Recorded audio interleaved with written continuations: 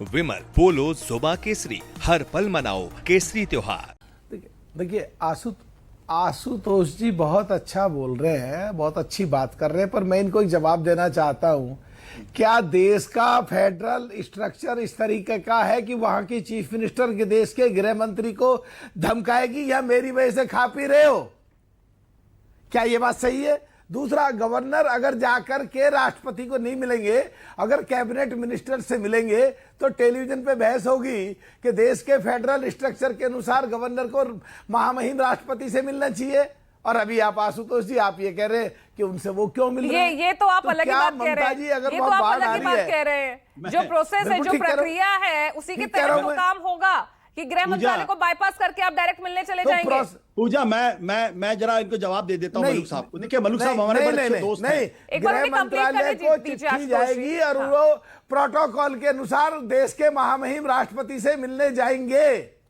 और अगर वह बाढ़ आ रही है और बाढ़ को कोई दवाई देने जा रहा है और उनको खाना खिलाने जा रहा है, उनका सर फोड़ते हैं, उन्हें मारते हैं, अगर एसआईआर हो रहा है और संवैधानिक संस्था है और उस पर तुम ये कहते हो कि बेलन निकालो, चिमटा निकालो और इनको हमला बोलो, और आप अगर पिछली बार खेला हो बे और अब क्या हमला करो बा, तो क्या तुम देश में मारकाट मचवाना चाहते हो? क्या तुम देश के संविधान को समझते नहीं हो? संविधान और सुप्रीम कोर्ट के आदेश के कंप्लायंस के बाद एसआईआर हो रहा है और तुम उसको ध्वस्त कर रहे हो, संविधान पे हमला कर रहे हो। देखिए मलूक साहब हमारे बड़े अच्छे दोस्त हैं, अच्छी बातें करते हैं, मैं उनका बहुत सम्मान भी करता हूं। महत्वपूर्ण सवाल क्या है? अगर पश्चिम बंगाल के हालात इतने खराब हैं कि संविधान के हिसाब से नहीं चल सकता तो धारा 356 लगा दीजिए, ये आपके अधिकार में। और अगर वहां मारकाट हो रही है, वहां के मुख्यमंत्री अगर मारकाट के लिए उकसा रही हैं, तो आप धारा 356 लगाइए। आपको रोका किसने है? अगर रोका है इसका मतलब आप संवैधानिक दायित्व का निर्वाह नहीं करें, पहली बात। दूसरी बात दूसरी बात, जो फेडरलिज्म की बात बीजेपी के लोग करते हैं, दरअसल इनको फेडरलिज्म की बात करनी नहीं चाहिए, क्योंकि गोलवालकर अपनी किताब बंच ऑफ थॉट में कहते हैं कि जो फेडरल स्ट्रक्चर है यह देश की एकता अखंडता के लिए बड़ा खतरा है। यह बात दीनदयाल उपाध्याय भी कहते हैं, यह बात खुद गोलवालकर अपनी किताब में लिखे हैं। उनको unitary form of the system चाहिए, एक संसद एक नेता और कोई दूसरी सरकारें नहीं चाहिए, यह उनकी किताब में लिखा। मैं अलग से नहीं कोट कर रहा हूं। तो फेडरल स्ट्रक्चर की बात मलूक साहब आप तो करिए मत। मैं जानता हूं कि आप जिस पार्टी में आते हैं वो फेडरलिज्म पे यकीन करती है, बीजेपी फेडरलिज्म पे यकीन नहीं करती है। अगर आपको यकीन ना हो तो बंच ऑफ थॉट के वो आर्टिकल मैं आपको भेज दूंगा अभी, और दीनदयाल उपाध्याय का इंटीग्रल ह्यूमनिज्म भी मैं आपको भेज दूंगा। दोनों पढ़ लीजिए, आपको पता चल जाएगा। अगर सिर्फ ये नैरेटिव बिल्डिंग ही यहाँ पर किया जा रहा है तो आप क्यों इतना डर रहे हैं? नहीं, डर नहीं है। हमारे नेता अभिषेक बनर्जी ने क्या नारा दिया? जो तो ही करो हमला, आबार जीतबे बांग्ला। बंगाल जीतेगा। बंगाल की अस्मिता के साथ जो खिलवाड़ हुआ है, राजा राम मोहन राय के बारे में क्या बोलते हैं मध्य प्रदेश में भारतीय जनता पार्टी के नेता कि वो अंग्रेजों के दलाल थे। अरे भाई, अंग्रेजों की मुखबिरी किसने की? ये इतिहास पढ़ने वाले हर छात्र को पता है। आप एआई के जमाने में लोगों को बेवकूफ नहीं बना सकते हैं। देश की जनता, बंगाल की जनता जो है वो पढ़ी लिखी जनता है, वो जनता गुमराह होने वाली नहीं है। इनको जो मुद्दे चलाने हैं कि 1 करोड़ रोहिंग्या, 1.5 करोड़ रोहिंग्या, आप काम की बात नहीं कर रहे। मोदी जी जब आप सरकार में आए थे तब आपने वादा किया था 2 करोड़ नौकरियों का। आप फेडरल, लेकिन आप वहां होने कहां दे रहे हैं? अड़ंगा तो आप ही पैदा कर रहे हैं ना, अड़ंगा तो आप ही लगा रहे हैं। हम क्या चीज में अड़ंगा लगा रहे हैं? कहां की अड़ंगा की बात? 1 करोड़ 36 लाख उनकी इंक्वायरी नहीं होनी चाहिए आप कह रहे हैं? नहीं, आप मुझे बताइए, वो आपका घट करके आपको डाटा बता देता हूं, 98 लाख तो इंक्वायरी हो जाएगी, जो सच होगा वो सामने आ जाएगा, जो सही होगा वो रहेगा। तो इसमें क्या दिक्कत है? प्रक्रिया ये क्या है? आप इसको थोड़ा आराम से समझ, हड़बड़ी क्या है?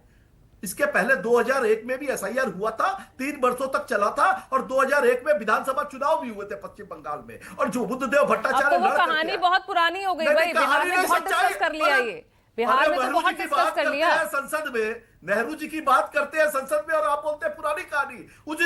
जिस काला शासन से मुक्ति दिलाई है बंगाल की जनता को, जो आज के दिन नंदीग्राम में जहां पे जो हमले हुए, आंगन पर लोगों को, सुनील साजन, यहाँ पर 1.5 करोड़ लोग, 1 करोड़ 36 लाख, उनका कुछ पता नहीं, उनकी इंक्वायरी हो तो दिक्कत। आपके यहाँ जहां पर अब तक घुसपैठियों को लेकर कोई अभियान नहीं, अब भूले भट्ट के डिटेंशन सेंटर बन रहे हैं, वो अभियान चल रहा है तो भी दिक्कत है। तो क्या वो कार्रवाई होनी नहीं चाहिए? और अगर लॉ एंड ऑर्डर कहीं पर बुरी व्यवस्था में है तो क्या दिक्कत है अगर रिपोर्ट तैयार करके उस पर एक्शन की बात अगर यहां पर की जाए? देखिए पूजा जी, कार्रवाई होनी चाहिए। आतंकवादियों के खिलाफ, घुसपैठियों के खिलाफ किसी को कोई आपत्ति नहीं, लेकिन बीजेपी का आप एजेंडा समझिए, उनका तरीका समझिए। जब चुनाव होगा तो आतंकी हमला होगा, आतंकी पकड़ा नहीं जाएगा, उसकी जांच नहीं होगी। पुलवामा का क्या हुआ, चुनाव हो गया, जीत के आ गए, उस पर आज तक क्या बीजेपी बता पाई कि इतनी बड़े पैमाने पर बारूद कैसे आया था, कहां से आया था? पहलगांव की घटना कैसे हुई, क्या ये लोग बता पाए? घुसपैठिए, आतंकवाद, भ्रष्टाचार, ये सब इनके नारे हैं, और जब सब में फेल हो जाते हैं तो कहेंगे कि देश में हिंदू खतरे में है। अरे कौन से लॉजिक से हिंदू खतरे में है भाई? सच तो यह है संविधान खतरे में है, लोकतंत्र खतरे में है। आपकी नीतियों से, आपके विचारधारा से देश को समझना चाहिए कि देश की एकता, अखंडता, देश की संस्कृति, सभ्यता अगर बचाए रखना है, देश की समझ तो हमारे सामने वोटों के जरिए ही आती है ना, और वोटों को लेकर क्या मतदाता के जहन में है वो सब देख रहे हैं। उनका मताधिकार ही तो है ना, जो हमें दिखा रहा है कि वो क्या चाहता है, और वो दिख रहा है। भाई मैं क्या कह रहा हूं, आपने उत्तर प्रदेश का 2024 का चुनाव देखा ना, बीजेपी हाफ हुई है।